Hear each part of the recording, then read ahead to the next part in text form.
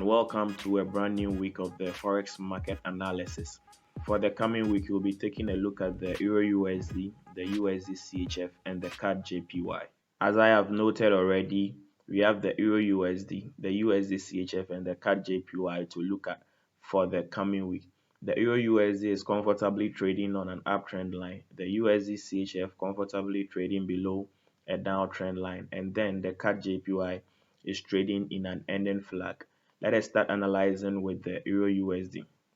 We can see a pair that has been bullish throughout the whole month of April.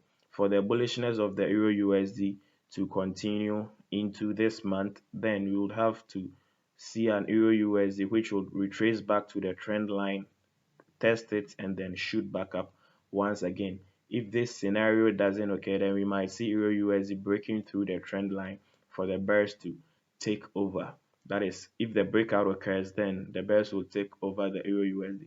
But then whilst the EURUSD still remains above the uptrend line, the bulls are in control. The USDCHF is the second pair on the watch list.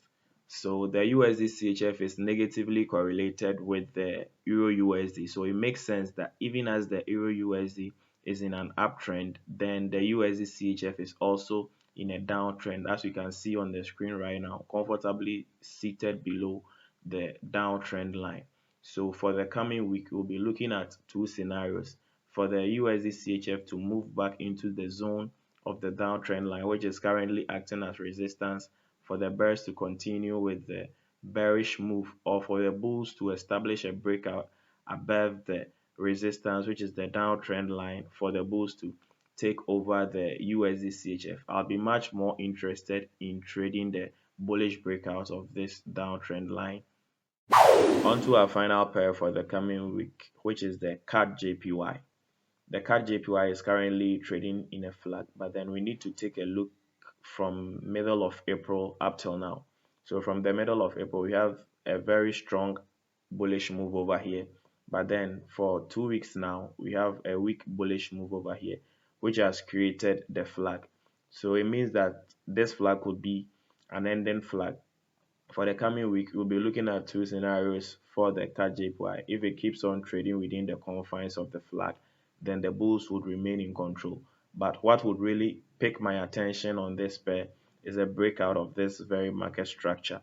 That is, if the CADJPY is able to break out of the support of the flag, then go below the pivot level, which comes in at the 90.016, or even retest the level to shoot back down, then my CADJPY's opinion will turn bearish.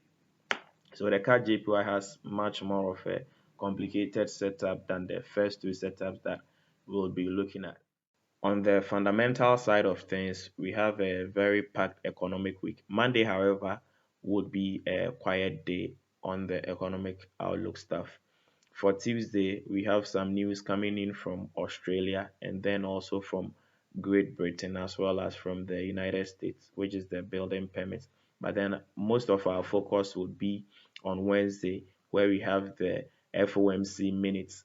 This one has the potential to affect the EURUSD and USDCHF forecast for the coming week. Then we have the British pound CPI. Then on Thursday, we also have action coming in from Australia, New Zealand, as well as the United States. Friday will be a day that will be heavily dedicated to the Great British Pound. So that is it for the coming week. I wish you a profitable trading week. See you next week if there are any correct setups.